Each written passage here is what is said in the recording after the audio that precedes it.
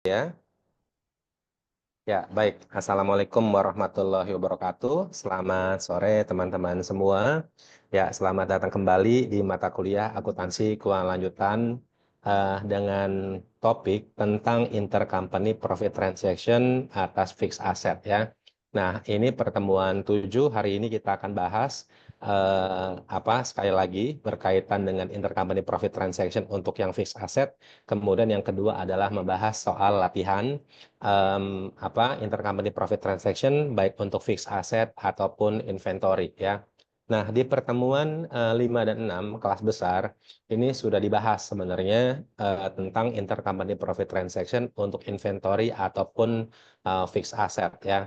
Jadi kalau kita lihat dalam konteks transaksi penjualan baik inventory ataupun fixed asset ada yang dinamakan dengan downstream sales dan upstream sales ya.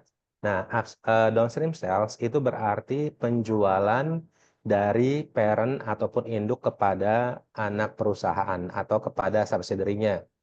Sedangkan upstream sales ya, ini merupakan penjualan dari anak perusahaan kepada induk perusahaan. Nah, dampaknya bagaimana ya? Dampaknya sebenarnya baik inventory ataupun fixed asset ini mirip-mirip ataupun sama saja ya. Kalau transaksinya downstream yang penjualan dari induk kepada anak perusahaan nanti berkaitan dengan adanya keuntungan yang ditangguhkan hanya berdampak kepada income allocation untuk induk perusahaan saja, tidak berdampak kepada NCI. Nah, namun demikian apabila kalau terdapat adanya transaksi upstream sales, yaitu adalah penjualan dari anak perusahaan kepada induk perusahaan berkaitan dengan keuntungan yang ditangguhkan. Contohnya, kalau untuk inventory ada ending inventory yang masih belum terjual kepada pihak ketiga, maka keuntungan atas inventory tersebut harus ditangguhkan ataupun tidak boleh diakui. Akibatnya apa? Akibatnya untuk keuntungan tersebut itu akan mengurangi income allocation. Kalau downstream sales berarti keuntungan yang ditangguhkan hanya berdampak kepada induk perusahaan saja. Tetapi kalau untuk upstream sales itu berarti akan berdampak bukan hanya kepada induknya saja, tetapi juga kepada NCI ya. Nah, ini sepertinya sudah dibahas di pertemuan 5 dan pertemuan 6 ya. Nah, tetapi saya mau mengulas lagi untuk yang fixed asset karena fixed asset ini ada yang depreciable asset dan non depreciable asset. Nah, kalau yang non depreciable asset seperti tanah itu lebih mudah untuk memahaminya. Cuma kalau untuk yang depreciable asset karena setiap tahun dia ada depresiasi, tapi di sisi lain berarti akan ada pengakuan keuntungan kembali kalau untuk aset tetap yang dapat didepresiasikan ya. Oke, baik ini berkaitan dengan intercompany profit transaction untuk aset tetap ya, penjualan aset tetap. Ini ada beberapa hal yang bisa kita pahami ya konsepnya. Jadi ada penjualan aset tetap yang tidak dapat didepresiasi antar perusahaan seperti penjualan tanah. Nah, ada 3 hal yang mesti harus kita ketahui. Yang pertama, pada tahun penjualan aset tetap antar perusahaan, yang pertama tangguhkan setiap keuntungan ataupun kerugian yang terjadi. Kemudian yang kedua, nyatakan kembali aset tetap kepada nilai cost-nya. Nah, kemudian untuk tahap yang kedua, di tahun-tahun kepemilikan selanjutnya, sesuaikan akun investment in S atau in subsidiary untuk menunda keuntungan atau kerugian. Sesuaikan juga bagian NCI kalau penjualannya itu adalah upstream sales ya. Nah, kemudian nyatakan kembali aset tetap ke nilai cost-nya. Kemudian yang ketiga, di tahun ketika terdapat adanya penjualan kepada pihak ketiga atau entitas luar atau outsider, yang pertama sesuaikan akun investment in S ya. Nah, ini kalau untuk downstream sales berarti hanya investment in S saja. Sedangkan untuk yang NCA kalau terdapat adanya upstream sales berarti nanti di sini alokasi nilainya itu dengan investment in S untuk CI atau parent berapa persentasinya dan kepada NCI berapa persentasinya ya. Kemudian akui keuntungan atau kerugian yang sebelumnya ditangguhkan. Nah, sekarang bisa kita lihat contohnya. Nah, ini mungkin pernah dijelaskan juga oleh Pak Agung ya. Tapi saya mengulang kembali contoh berkaitan dengan intercompany profit transaction fixed asset yang non-depreciable. Contohnya penjualan tanah. Nah, PT Parung memiliki 90% saham PT Sawangan. Diperoleh dengan harga yang setara dengan nilai wajarnya. Nah, kemudian pada tahun 2021, PT Parung menjual tanah kepada PT Sawangan dan mencatatkan keuntungan sebesar 20 miliar. Nah, berkaitan dengan intercompany profit transaction ini, sebenarnya yang kita perlu perhatikan adalah keuntungan ataupun kerugian atas penjualan tersebut. Jadi di antara kedua belah pihak, antara PT Parung sama PT Sawangan ataupun induk dan anak perusahaannya. Nah, kemudian pada tahun 2025, PT Sawangan menjual tanah kepada entitas luar atau kepada pihak ketiga ya dengan keuntungan 30 miliar. Nah, kalau kita lihat ini kan transaksinya adalah transaksi downstream, penjualan dari induk kepada anak perusahaan. Nah, tetapi namanya tanah tidak langsung bisa dijual dengan cepat sehingga membutuhkan beberapa waktu atau beberapa tahun. Penjualan dari induk kepada anak dilakukan di tahun 2021, tetapi anak perusahaan baru berhasil menjual tanah tersebut kepada pihak luar di tahun 2025 dengan keuntungan 30 miliar. Nah, sebenarnya kalau kita melihat dalam konteks laporan keuangan konsolidasi, keuntungan sebesar 30 miliar yang dicatat oleh PT Sawangan atas penjualan tanah kepada pihak ketiga atau pihak luar, ini sebenarnya bukan merupakan informasi yang kita akan catat. Kenapa demikian? Karena pencatatannya sudah di dalam laporan keuangan PT Sawangan. Nah, yang kita perlu perhatikan adalah berkaitan dengan intercompany transaction-nya ya. Kalau bukan intercompany transaction berarti hubungan antara induk dan anak, begitupun sebaliknya. Kalau di luar itu berarti tidak perlu kita lakukan pencatatan ya dalam konteks konsolidasi laporan keuangan. Nah, kemudian laba terpisah PT Sawangan sebesar 140 miliar pada tahun 2021 ya. Nah, jadi kita bisa lakukan analisisnya. Yang pertama adalah income allocation ya. Income allocation di tahun 2021. Nah, ini kita bisa melihat melihat keuntungan PT Sawangan di tahun 2021 140 miliar. Habis itu kita alokasikan kan, alokasikan 90%-nya itu ke ke PT Parung selaku induk perusahaan ataupun parent. Sedangkan Sedangkan 10%-nya itu dialokasikan kepada NCI, yaitu sebesar 14 miliar ya. Nah, kemudian apakah memang hanya sampai di situ? Nah, tetapi kita melihat terdapat adanya intercompany profit transaction, yaitu berupa penjualan tanah.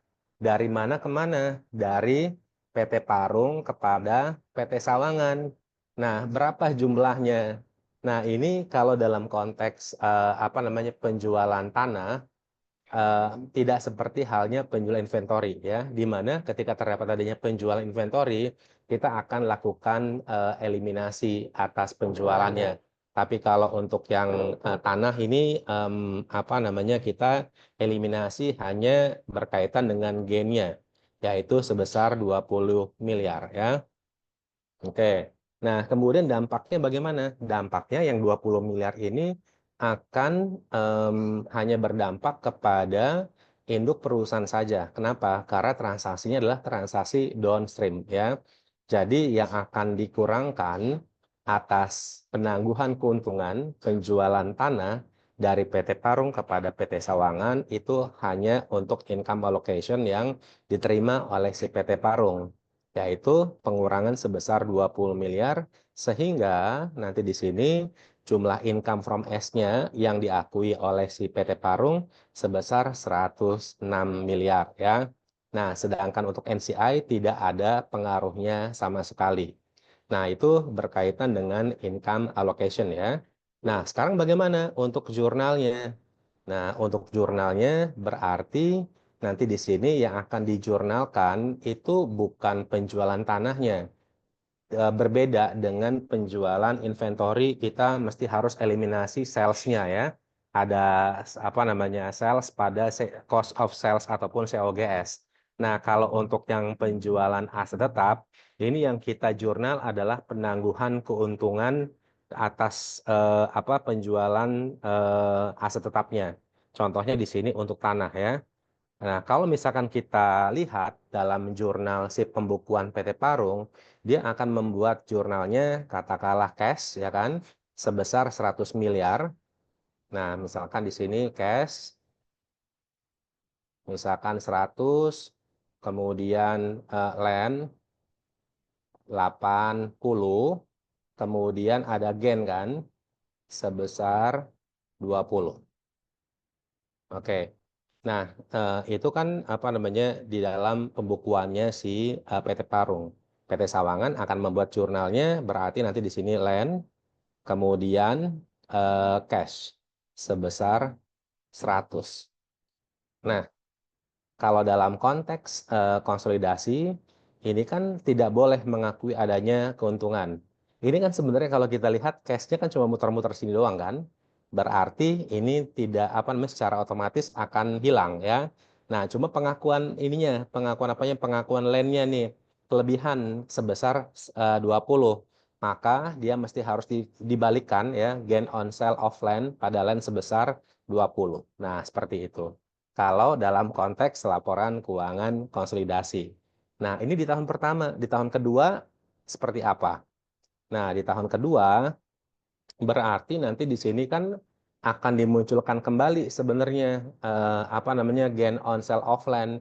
Cuma karena gain on apa namanya karena di tahun kedua itu tidak boleh mengakui adanya gain ya karena masih belum dijual kepada pihak lain, gainnya kita ubah, kita ganti menjadi investment in PT Sawangan ya sebesar 20. Nah, ini untuk di periode-periode selanjutnya selama si tanah itu masih belum dijual kepada pihak ketiga ataupun outsider. Nah, kemudian kalau kita melihat di tahun kelima ya, di 4 tahun kemudian PT Sawangan tuh berhasil menjual tanah tersebut dengan keuntungan sebesar 30 miliar kepada PT Citayam. Nah, informasi 30 miliar ini tidak perlu kita perhatikan dalam konteks laporan keuangan konsolidasi. Kenapa demikian? Karena secara otomatis ini sudah dicatat oleh PT Sawangan. Yang diperhatikan itu adalah keuntungan intercompany-nya, yaitu sebesar 20 miliar. Nah, di tahun kelima, berarti nanti di sini bukan apa namanya investment in PT Sawangan pada land lagi, tapi karena landnya sudah dijual kepada pihak lain, landnya diganti menjadi gain on sale of land. Artinya adalah pengakuan gain atas penjualan tanah tersebut baru diakui setelah dijual kepada pihak lain ya. Ini di tahun kelima ya. Nah, kemudian berkaitan dengan kalau tadi ada penangguhan ini kan, ada penangguhan keuntungan sebesar 20 miliar. Jadi, di tahun 2022, 23 dan 24 itu selama tahun kedua, tahun ketiga, tahun keempat masih belum dijual kepada pihak luar, ini yang 20 apa namanya di sini tidak perlu dikurangi dengan 20 miliar. Nah, tetapi di tahun kelima nanti income allocation-nya itu baru ditambahkan kembali 20 miliar ya untuk income from S-nya. Nah, itu berkaitan dengan apa namanya penjualan tanah. Dilakukan penambahan 20 miliarnya itu setelah dijual kepada pihak ketiga ya. Nah, di tahun pertama ketika intercompany profit transaction masih belum dijual kepada pihak ketiga, berarti keuntungannya harus ditangguhkan sehingga akan mengurangi income allocation yang diterima oleh si parent company ya. Oke, nah bagaimana apabila penjualan tanah tersebut dilakukan secara upstream? Nah, kalau secara upstream, seperti yang tadi saya sampaikan di awal, ini income allocation-nya juga akan berdampak kepada si NCI ya. Jadi keuntungan yang ditangguhkan ya ini juga akan berdampak kepada NCI share yang diterima oleh si NCI ya. Nah, contoh apa dengan menggunakan contoh yang sama ya. Ini di tahun pertama ada keuntungan sebesar 140 miliar. Kemudian penjualannya berubah ya, maksudnya contohnya berubah yaitu dari anak perusahaan kepada induk perusahaan dengan keuntungan sebesar 20 miliar. Nah, 20 miliar ini juga akan berdampak kepada NCI.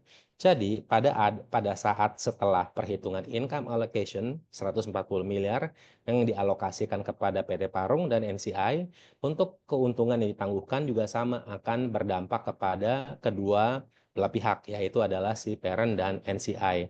Makanya nanti di sini untuk income allocation-nya, untuk PT Parung akan mendapatkan 109 miliar dan NCI sebesar 12 miliar ya. Nah, itu berkaitan dengan alokasi. Kemudian bagaimana untuk jurnalnya? Nah, jurnal di tahun pertama, baik transaksi upstream dan downstream, itu akan sama. Gain on sale of land pada land sebesar 20. Cuma nanti di tahun-tahun selanjutnya, ini akan, kalau tadi ya, di tahun kedua, kita lihat jurnalnya investment in PT Sawangan pada land ya. Nah, tetapi di transaksi upstream 20 ini akan dipecah investment in PT Sawangan sesuai dengan persentase kepemilikan si parent dan akan muncul NCI itu sesuai dengan presentasi NCI ya. Jadi kalau kita lihat nanti di sini, nah ini ya. Untuk di tahun kedua sampai dengan tahun keempat selama tanah tersebut belum dijual kepada pihak ketiga, maka nanti di sini untuk debitnya bukan investment in PT Sawangan semuanya 20, tapi alokasi ya 90% untuk si PT Sawangan dan NCI 10%, 18 dan 2 ya seperti ini. Nah, ini untuk di tahun di tahun kelima ketika ada penjualan kepada pihak luar, ini baru mengakui adanya gain on sale of land. Jadi 20 ini baru akan ditambahkan kepada induk dan kepada NCI ya. Oke, sampai di sini ada yang mau ditanyakan nggak? Nadia Depo mungkin. Nadia mungkin ada yang mau disampaikan atau ada yang masih kurang jelas?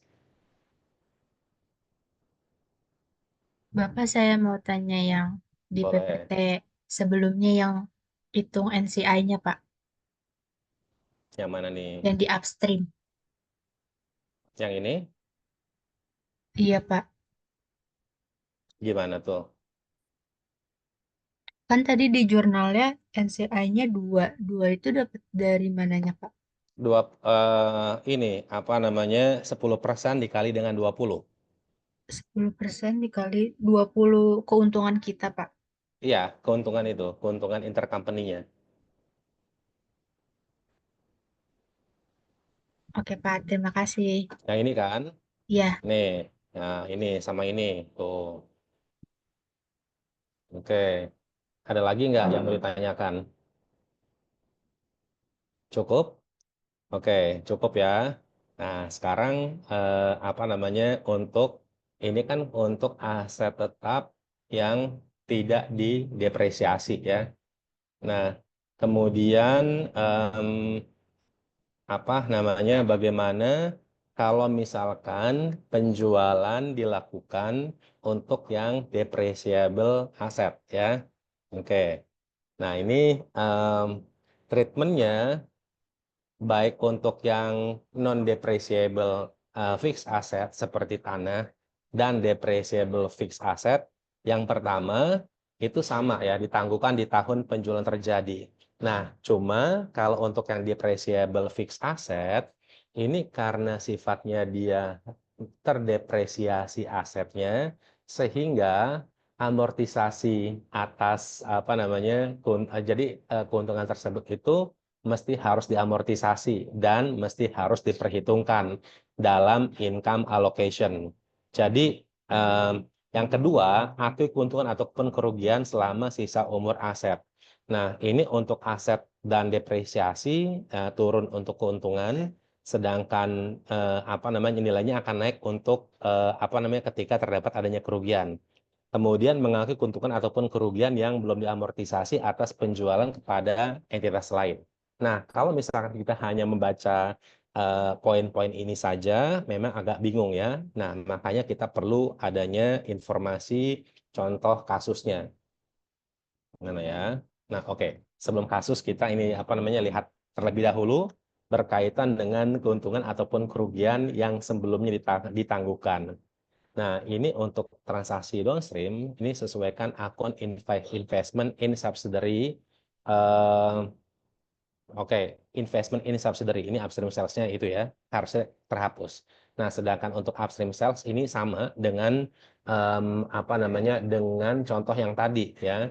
Jadi pada saat di tahun-tahun apa namanya selanjutnya akan muncul akun investment in subsidiary sama NCI.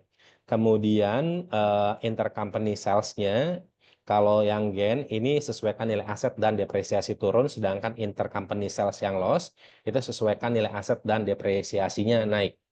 Nah, contohnya di sini untuk PT Pratama ya.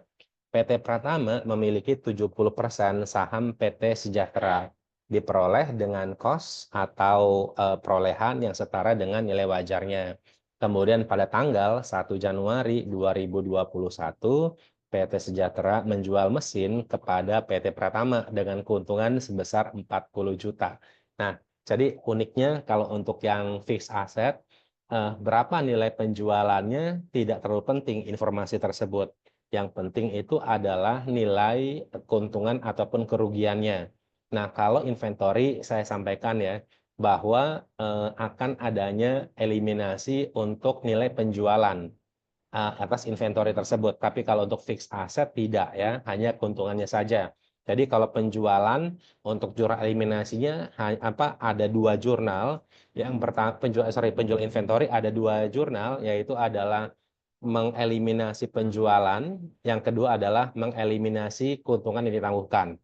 Tapi kalau untuk yang fixed asset, eliminasinya hanya untuk apa namanya? Eliminasinya hanya untuk keuntungan atas fixed asset ya. Nah, mesin tersebut memiliki sisa masa manfaat 5 tahun mulai 1 Januari 2021. Kemudian PT Pratama menggunakan mesin tersebut selama 4 tahun. Lalu menjualnya ini pada awal maksudnya menjualnya kepada pihak ketiga ya atau entitas lain di awal 2025. Jadi kalau kita lihat penjualan awalnya 1 Januari 2021, 21, 22, 23, 24, 4 tahun ya. Kemudian di awal tahun kelima ini ada penjualan. Artinya kalau misalkan kita lihat mesin tersebut itu memiliki masa manfaat selama 5 tahun, berarti baru diamortis atau baru depresiasi selama 4 tahun. Jadi masih ada sisa 1 tahun yang masih belum didepresiasi. Ya, nah kemudian laba terpisah PT Sejahtera di tahun 2021 sebesar 70 juta, 2024 sampai dengan 2022 sampai dengan 2024 sebesar 80 juta dan 2025 sebesar 90 juta. Nah, kemudian bagaimana untuk apa namanya mengalokasikannya? Nah, ini apa namanya agak apa ya? Maksudnya lebih kompleks sebenarnya dibandingkan dengan yang tanah tadi. Nah, sekarang kita lihat untuk alokasi di tahun 2021. Ini transaksinya upstream kalau nggak salah ya. Penjualannya dilakukan oleh PT Sejahtera, si anak perusahaan kepada induk perusahaan. Nah, berarti nanti keuntungannya akan apa namanya berdampak kepada NCI juga. Nah, sekarang kita akan melihat yang pertama adalah income terlebih dahulu sebesar 70 juta ya. Ini dialokasikan kepada PT Pratama, 70%-nya itu sebesar 49 juta dan 30%-nya itu kepada NCI. Ini 21 juta. Kemudian yang kedua adalah kita lihat bahwa terdapat adanya keuntungan 40 juta ya. Nah, 40 juta itu kita alokasikan kepada PT Pratama 70%-nya, yaitu sebesar 28 juta. Kemudian dan PT Sejahtera itu sebesar 12 juta ya.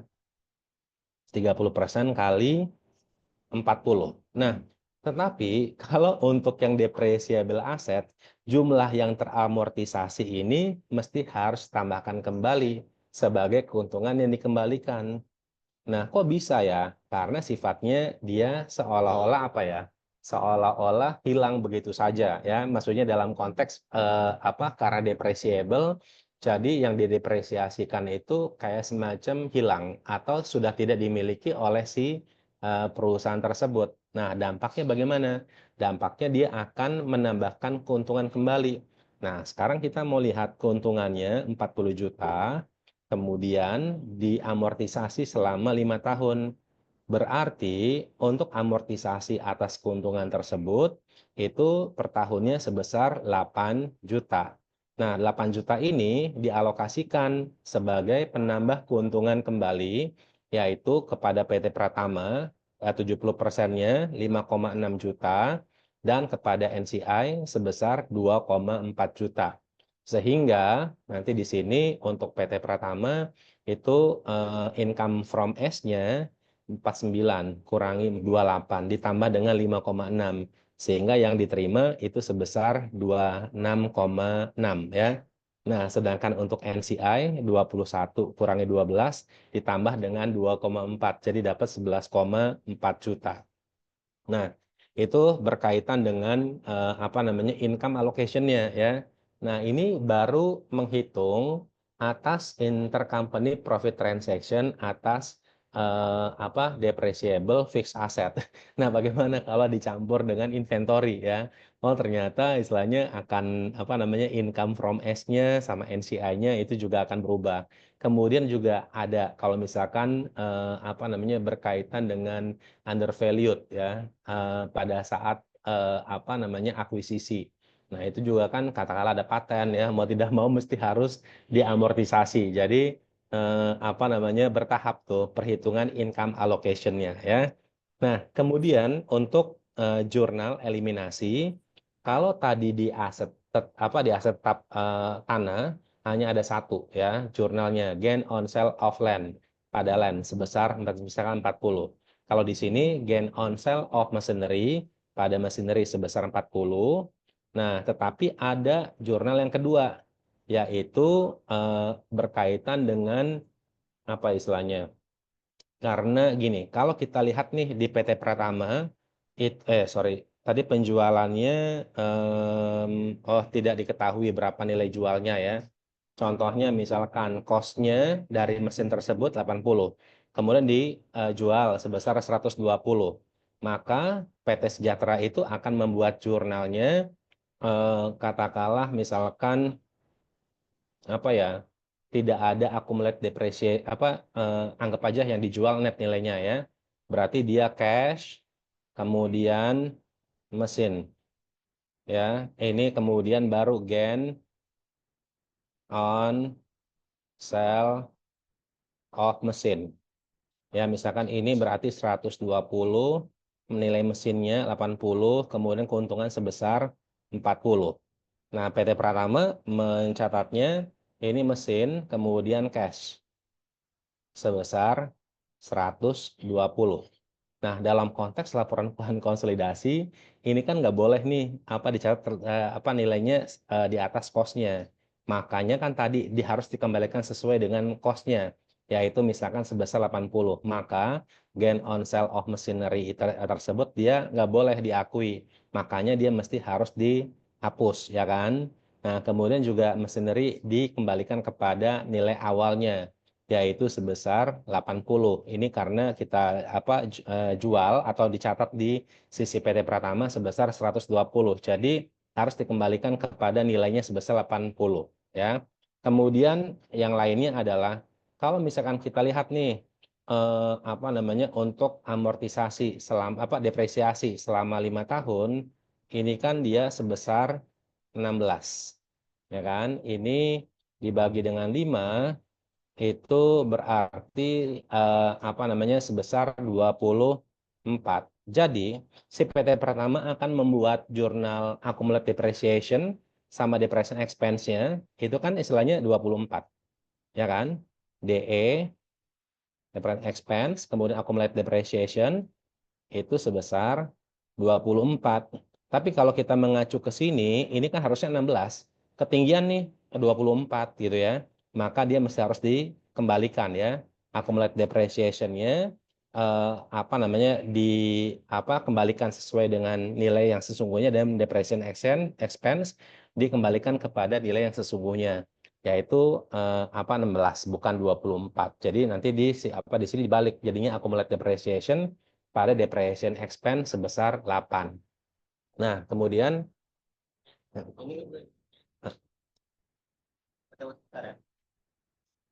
ya, jadi kalau misalkan kalau em, kalau kita lihat di sini untuk jurnal yang kedua, ya, jurnal yang kedua ini selain apa istilahnya ya, dan depreciation expense dan accumulated depreciation yang awalnya ini juga apa namanya berkaitan dengan mengembalikan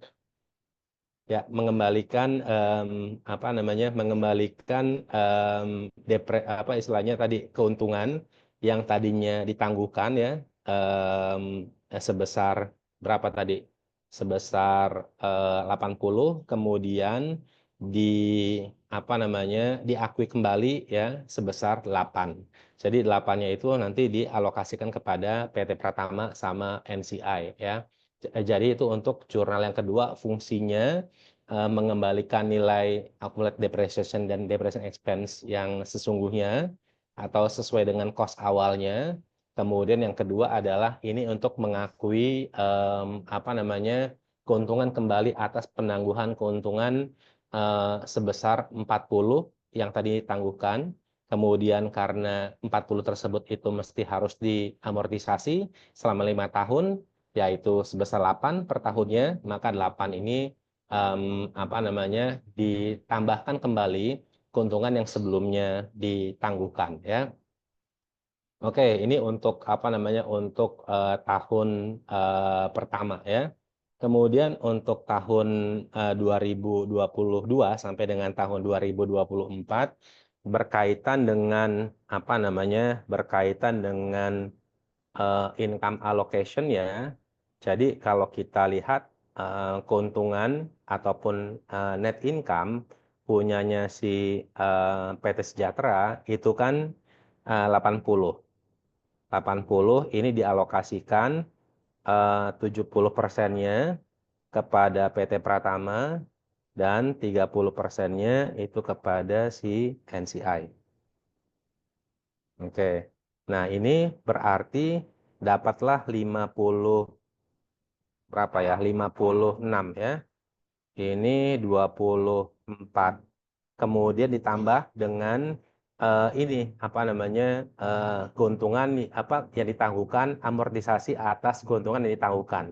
Berarti ditambah nanti di sini per tahunnya kan 8. Berarti nanti di sini 8. Ini alokasi ke sini berarti 8 kali 7, 5,6 ya.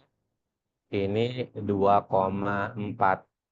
Sehingga untuk income allocation yang PT Pratama terima itu menjadi 61,6, kemudian untuk NCI-nya menjadi 26,4. Oke, itu untuk income allocation, sedangkan untuk jurnalnya, nah untuk jurnalnya kalau tadi kan di sini kan ada gain kan, gain on sale of machinery sebesar 40, ya kan? Nah, di tahun kedua, oke, nah ini kan seperti ini kan di tahun pertama, gain on sale of machinery pada machinery sebesar 40. Nah, di tahun kedua, ini machinery-nya tetap, ya. Nah, cuma nanti di sini akan muncul accumulated depreciation sebesar 8. Nah, berarti sebenarnya sisa apa namanya mesin yang masih belum diamortisasi di awal tahun kedua itu sebesar 32 ya. Nah, 32 ini akan dialokasikan kepada investment in Sejahtera dan NCI. Ini sesuai dengan persentasenya kepemilikannya ya, 0,7, ini 0,3. Oke. Nah, kemudian bagaimana untuk amortisasi di tahun kedua? Nah, dengan menggunakan yang ini. Jurnal yang ini ya. Jadi accumulate depreciation-nya 8, kemudian depreciation expense-nya ini sebesar 8. Jadi tetap ada 2 jurnal ya. Nah, kemudian bagaimana di tahun 2023? Nah, tahun 2023 berarti ini kan di awal itu yang masih belum diamortisasi berapa jumlahnya? 40 dikurangi dengan 16, 24 ya. Nah, seperti ini. Nah, 24 berarti nanti di sini kita bisa ganti nih. Nah, ini berarti nanti di sini nilainya sebesar 24 ya. Nah, 24 alokasi 0 kali 0,7 ini dapat 16,8, kemudian kali 0,3 jadi dapat 7,2 ya. Nah, begitu tahun 2024 juga sama ya. Nah, nanti tinggal dihitung berapa apa namanya saldo yang masih belum diamortisasi di awal tahun keempat. Nah, tinggal diikutin saja. Kalau misalnya memang bingung, ikutin aja polanya. Kalau menurut saya seperti itu ya. Oke. Nah, kemudian untuk yang di tahun 2025 ya, ini apa namanya terlepas dari dia dijual atau tetap digunakan, tetap ada apa namanya ada perhitungan apa namanya gain atas apa namanya income allocation yaitu sebesar 8 ya. Oke, berarti nanti di sini 90 ya kan dialokasikan. Ini kan keuntungan kan? Keuntungan dari si PT Sejahtera ya. Net income dari PT Sejahtera 90, kemudian 70%-nya ini dialokasikan kepada si parent dan 30%-nya itu dialokasikan kepada NCI. Nah, ini berarti berapa? 63. Kemudian ini 27. Kemudian ada sisa 8 yang akan diakui untuk menambah keuntungan ya. Ini kali 0,7 dapat 5,6 ya. Jadi ditambahkan 68,6 ini 8 kali 70% kali 30% berarti berapa? 2,4. Ya, jadi dapat 29,4 ya untuk income allocation ya di tahun 2025. Nah, kemudian ini kok yang mana ya? Oh, ini tahun 2025 ya. Ini jurnal eliminasinya. Sebentar. Ini harusnya tadi oh hilang.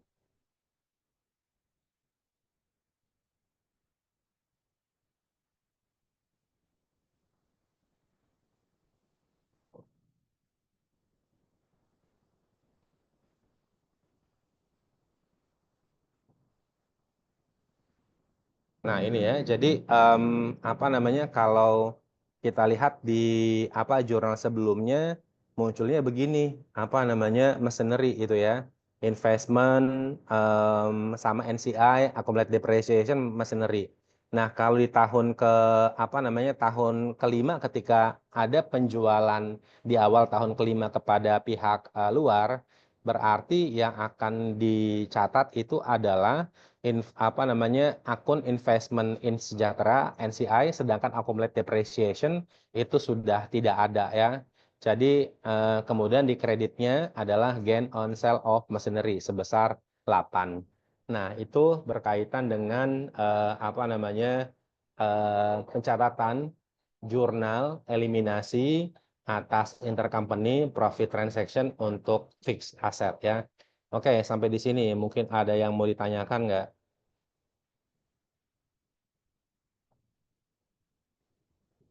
Oke, nanti apa namanya dicek lagi untuk ini ya, untuk videonya.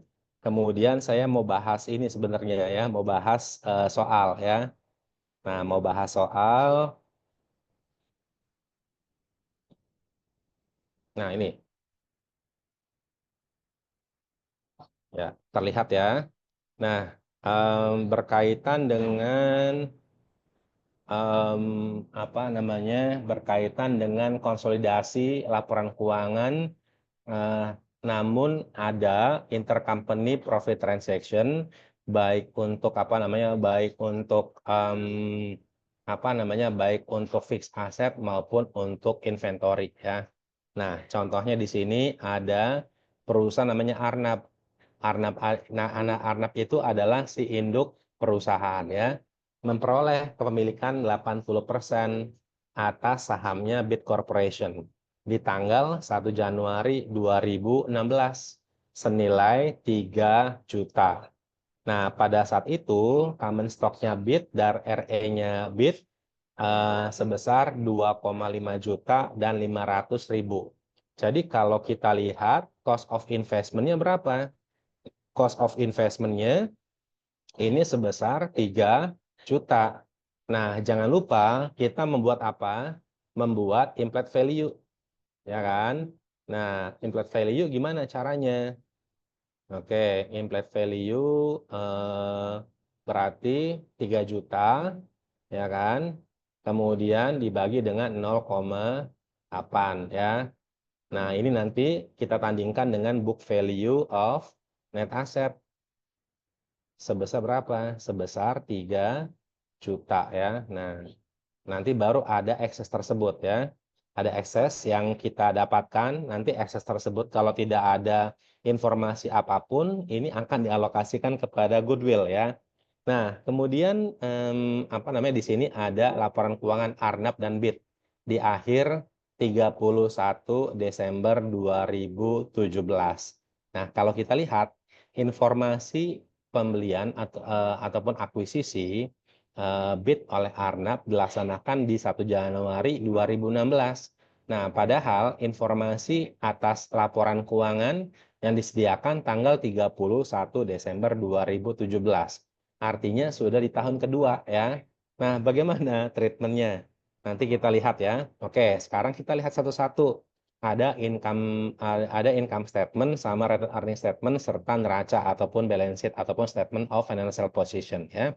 Nah, ini ada penjualan, kemudian income from bid 51, kemudian gain on apa namanya? Sale of equipment sebesar 10, kemudian COGS atau cost of sales, kemudian operating expenses, kemudian beginning rated earnings, dividen. Nah, kemudian informasi lainnya adalah cash, kemudian di neraca ya, accounts receivable, dividend receivables. Kalau sudah ada dividend receivables, kita cek nih dividend payable-nya ada apa enggak? Oh, ada ya. 20 dividend payable-nya, dividend receivables-nya 16. Artinya itu adalah merupakan akun resiprokal. Maka ini akan kita eliminasi ya. Oke, kemudian ada inventories, land, building, equipment, investment, inbid 3161. Nah, investment inbid ini merupakan angka investasi di akhir tahun ya. Padahal yang akan kita eliminasi itu adalah investment inbid di awal tahun. Oke, kemudian ya ada accounts payable, dividend payable, other liabilities, common stock, rated earnings. Kemudian sepanjang tahun 2016, Arnab menjual tanah kepada BIT dengan nilai buku 100.000 tapi dengan harga jual 150.000. Nah, kalau kita lihat berarti penjualan dari induk kepada anak perusahaan. Berarti transaksinya apa? Transaksinya downstream. Kemudian ada gain sebesar 50. Nah, gain tersebut berarti hanya akan berdampak kepada siapa? Berdampak kepada induk perusahaan saja. Kenapa? Karena transaksinya adalah downstream ya. Kemudian tanggal 1 Januari 2000. Oke, tapi kita lihat juga penjualannya tahun 2016 kan. Kalau tahun 2016 sedangkan di tahun sekarang tahun 2017 apa penangguhan keuntungannya itu sudah dilakukan di tahun 2016. Berarti tidak berpengaruh di tahun 2017 karena dia non depreciable asset ya. Kemudian tanggal 1 Januari 2017 Arnab menjual equipment dengan masa manfaat selama 5 tahun. dan book value 50.000 tapi dijual 60.000. Berarti ada keuntungan kan sebesar 10.000. Nah, berarti keuntungan di tahun 2017 ini mesti ditangguhkan. Transaksinya merupakan transaksi downstream. Berarti yang 10 tersebut itu akan berdampak kepada income allocation-nya Arnab.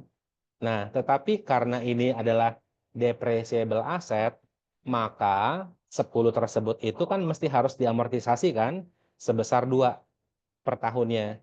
Berarti nanti di sini dikurangi 10 ditambah dengan 2 ya. Oke.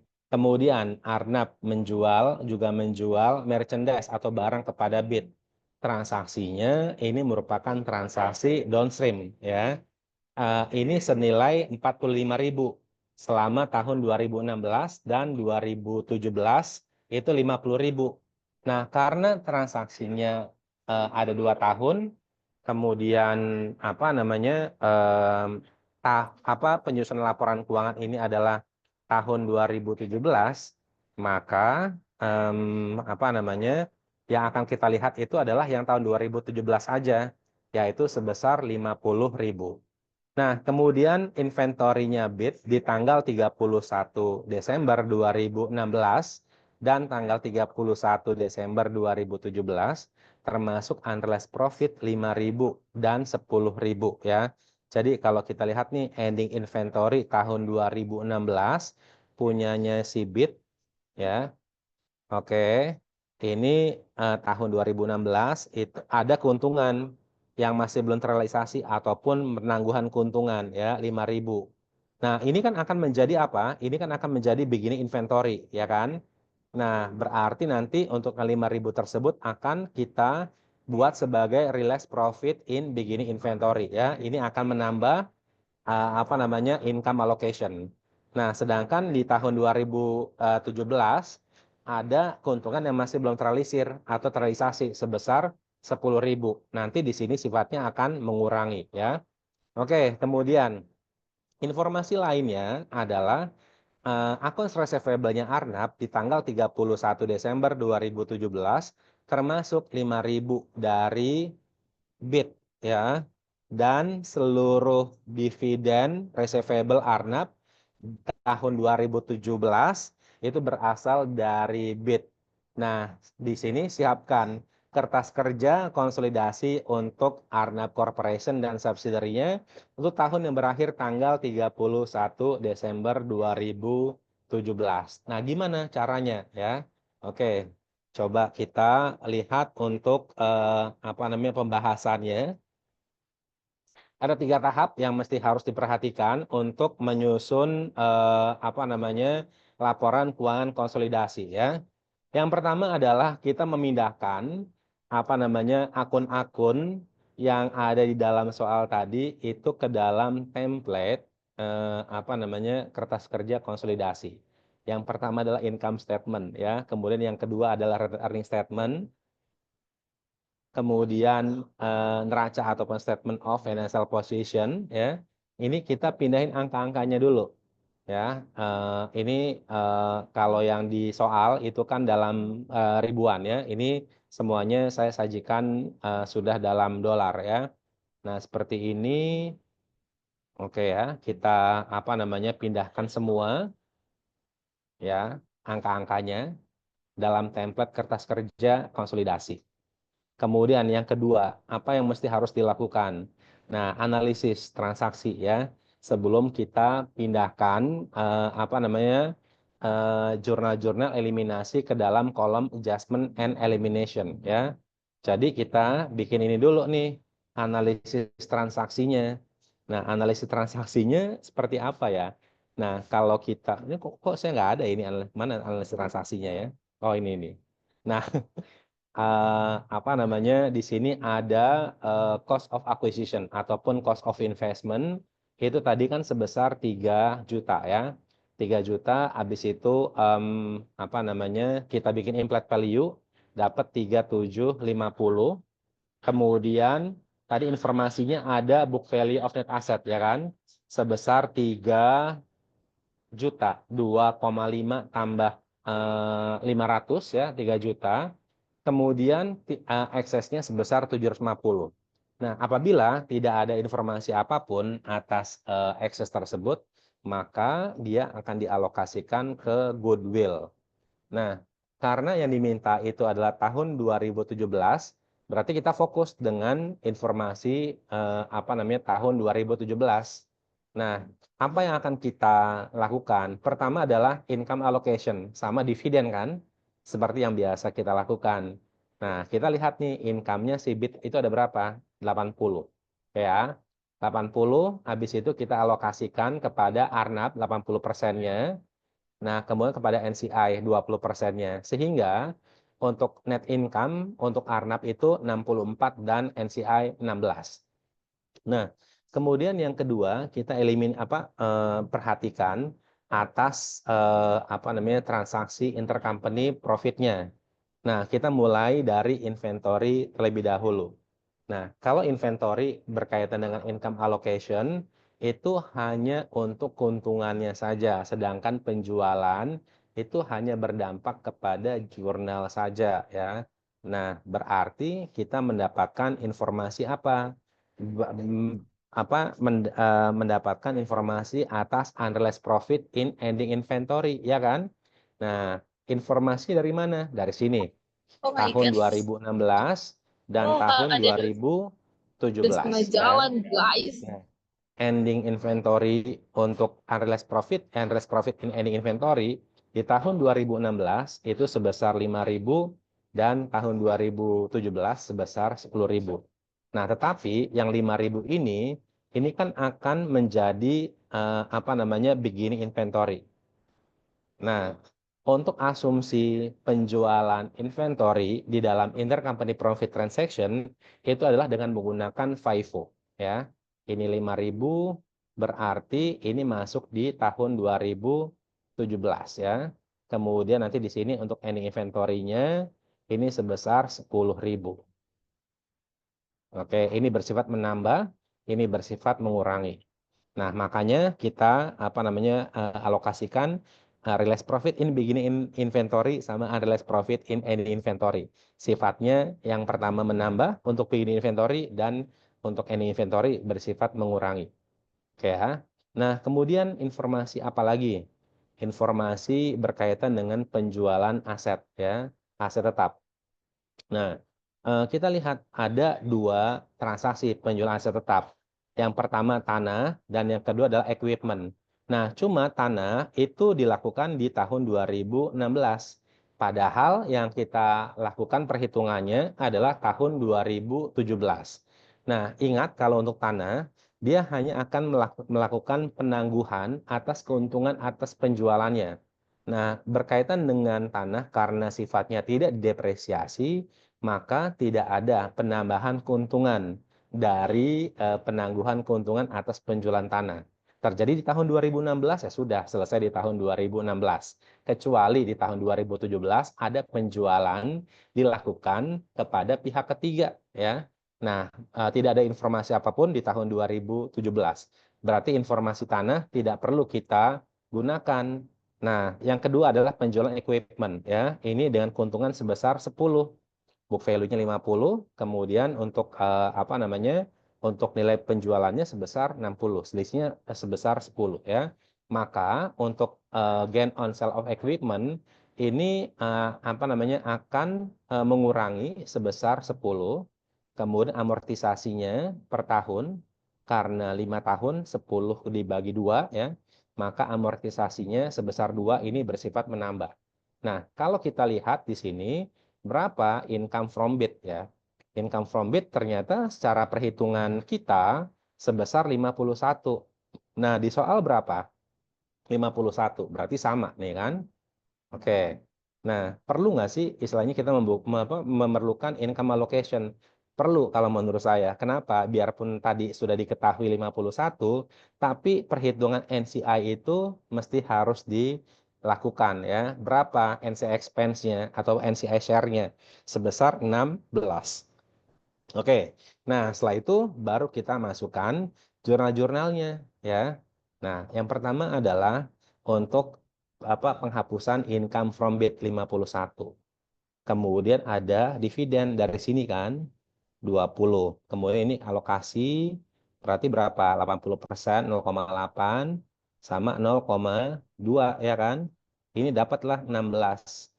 Ini dapat 4. Nah, ini berarti 16 ya kan? Kemudian nanti selisihnya investment in bid sebesar 35. Nah, kemudian untuk NCI share tadi perhitungannya kita mendapatkan perhitungan di sini kan sebesar 16. Oke, kita ambil informasi tersebut 16 ya, kita masukkan di sini.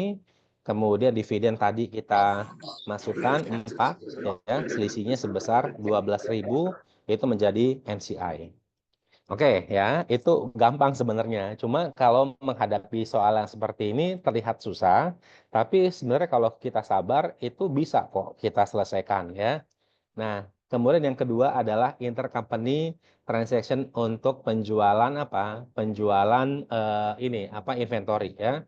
Nah, penjualan inventory itu berapa nilainya dari Arnab kepada bid sebesar berapa ya di tahun 2017 ya. Ini 45.000 tahun 2016, tapi yang tahun 2017 ini 50.000. Berarti yang akan kita gunakan yang ini ya.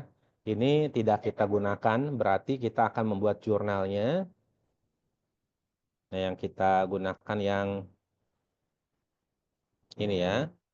Nah, kita apa namanya buat jurnal sales pada COGS atau cost of sales sebesar 50.000. Kemudian yang kedua, ini transaksinya adalah transaksi apa namanya downstream ya. Nah, penangguhan keuntungan yang sebesar 10 ini kan di ending inventory sebesar 10 ini kita buat jurnal seperti ini cost of sales pada inventories ya itu sebesar 10. Sedangkan untuk yang realized profit in beginning inventory di tahun 2017 dari mana sih? Dari unrealized profit in any inventory tahun 2016. Kita akan buat jurnalnya investment in bid pada cost of sales ya. Bagaimana kalau transaksinya ini merupakan transaksi upstream? Berarti nanti di sini akan muncul NCI ya. Nah, berhubung ini transaksi adalah transaksi apa downstream berarti NCI tidak ada ya. Oke.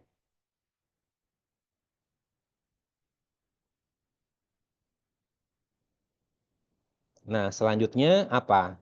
Selanjutnya apa namanya berkaitan dengan keuntungan atas penjualan tanah di tahun sebelumnya. Nah, eh, apa namanya untuk di tahun kedua ini perusahaan tetap membuat jurnal tapi tidak membuat income allocation untuk keuntungan tanah ya. Nah, jurnalnya seperti ini investment in a bit ya. Kemudian land sebesar 50. Nah, ini kan dari apa namanya keuntungan tadi kita membuat jurnal ini. Kemudian yang ke apa namanya yang penjualan equipment yaitu keuntungan yang sebesar berapa? Mana keuntungannya equipment yang ini ya. Book value 50, kemudian dijual dengan harga 60. Kita bikin jurnalnya gain on sale of equipment pada equipment sebesar 10. Kemudian untuk ini amortisasinya accumulated depreciation sama depreciation expense ya. Ini sebesar 2. Nah, selanjutnya apa? Selanjutnya kita bikin jurnal eliminasi untuk akun resiprokal, komponen stockholders equity-nya punyanya BIT dan investment in BIT yang dimiliki oleh si siapa namanya? Oleh si Arnab ya. Nah, ini bagaimana cara memasukkannya? Cara memasukkannya kita ambil RE awal tahun. Oke, tadi mana RE awal tahun ini sebesar 7 ini kan. Oke, kita pindahkan ke sini. Kemudian kita mendapatkan common stock mana ini ya? 2.500.000. Kemudian tadi perhitungan goodwill ya. Ini sebesar 750. Ini kita jumlahkan semua. Kemudian kita kalikan dengan persentase kepemilikan 0,8. kemudian yang ini berarti dikali dengan 0,2 ya. Nah, dapatlah yang investment in bid untuk mengeliminasi sebesar 3181 dan NCI 795250. Oke ya. Nah, kemudian informasi akun resiprokal apa yang dia mesti harus eliminasi. Yang pertama adalah si Arnab punya accounts receivable. Nah, utang piutang di antara induk dan anak perusahaan mesti harus kita eliminasi. Accounts payable ya, ini yang ada di di pembukuannya BIT, kemudian accounts receivable yang ada di pembukuannya Arnab ya, ini mesti harus dieliminasi. Kemudian yang kedua adalah dividen receivable sama dividen payable. Nah, yang menjadi patokan angkanya adalah dividen receivable-nya, yaitu sebesar 16, bukan 20-nya ya. Nah, ini yang kita mesti harus jurnal. Oke, udah selesai. Kemudian baru kita masukkan angka-angka dari jurnal tersebut itu ke kertas kerja konsolidasi ya. Nah, seperti ini. Ya, ini kita masukkan angka-angka tersebut ya di kertas kerja ini ya. Ada sales, kemudian income from bid, kemudian gain on equipment, kemudian ada cost of sales ya. Nah, kemudian kita masukkan semua angka-angkanya di sini. Nah, kemudian kita dapatkan. Jadi kalau misalnya memang mau memastikan bahwa di dalam kolom adjustment and elimination itu adalah jumlahnya sama, kita bisa jumlahkan totalnya ya. Tapi kalau misalnya memang waktunya nggak cukup ya sudah ya, kita ini langsung jumlahkan saja di kolom yang consolidated.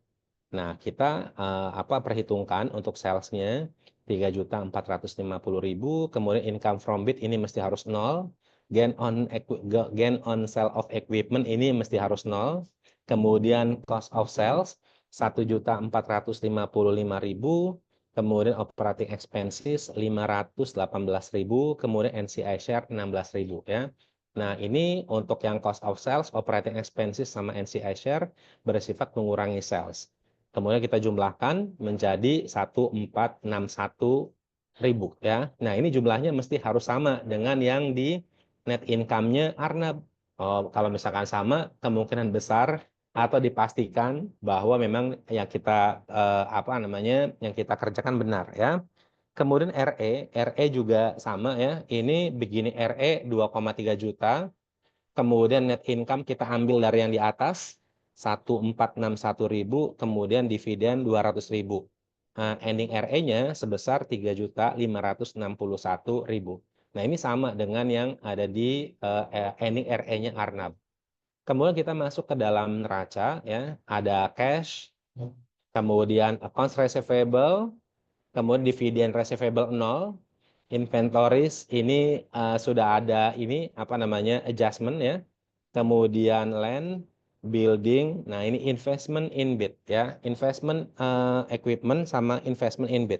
Investment in bid ini mesti harus 0. Jadi tadi kita lihat di beberapa jurnal ini mengakibatkan adanya investment in bid, bukan hanya bukan hanya di perhitungan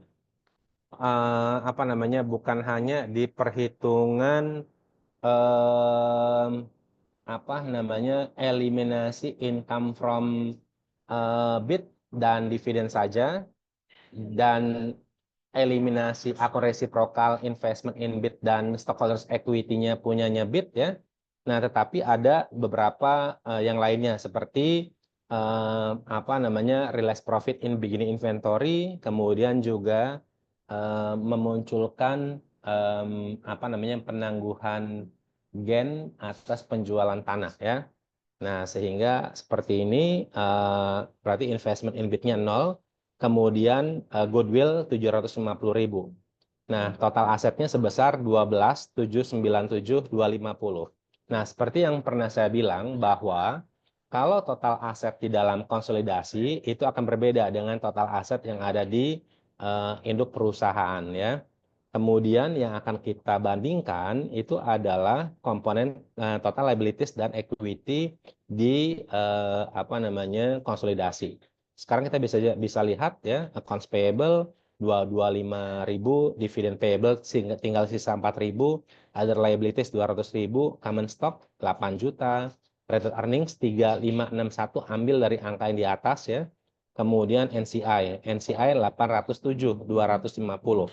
Kemudian kita jumlahkan semuanya, ternyata jumlahnya sama ya, total liabilities dan equity sebesar 12.797.250 dengan total aset dari konsolidasi. Nah, demikian berkaitan dengan pembahasan bagaimana caranya untuk menyusun laporan keuangan konsolidasi ketika terdapat adanya intercompany profit transaction baik untuk fixed asset maupun inventory ya. Panjang. Oke, sampai di sini ada yang mau ditanyakan nggak? Ya, nanti ini perlu nggak di-share ininya soal pengerjaannya? Mau, Pak. Ya, nanti dipelajari ya yang ini untuk yang untuk yang kas Arnab ini ya, ini buat buat ujian ya. Kemudian nanti untuk ulasan-ulasannya nanti bisa dicek lagi untuk videonya. Oke, sampai di sini ada yang mau disampaikan atau ada yang mau ditanyakan? Oke, nanti dipelajari lagi pelan-pelan ya untuk bahannya. Nah, ini nanti akan saya share di di grup untuk untuk slide PPT-nya sama ini ya. Sama contoh latihan dan contoh pengerjaannya ya. Oke. Baik, Pak. Mm-mm. Oke, cukup. Kalau cukup berarti saya cukupkan ya. Oke, pertemuan ini tidak ada tugas karena kalian mesti mau tidak mau harus belajar karena tesnya ataupun UTS-nya itu ada di hari Senin ya. Berarti kita cukupkan untuk diskusi hari ini. Mudah-mudahan ada yang bisa dipelajari, nanti bisa bisa dipelajari kembali bahannya setelah saya share materinya ya. Oke, berarti saya akhiri untuk kelas di sore hari ini. Tetap semangat dan mau tidak mau mesti harus ini ya belajar secara eh, tekun ya supaya ujiannya bisa. Ya, baik saya akhiri. Assalamualaikum warahmatullahi wabarakatuh. Selamat sore dan selamat melanjutkan aktivitas teman-teman semua. Waalaikumsalam. Waalaikumsalam. Terima kasih Bapak. Terima kasih, Pak Amri.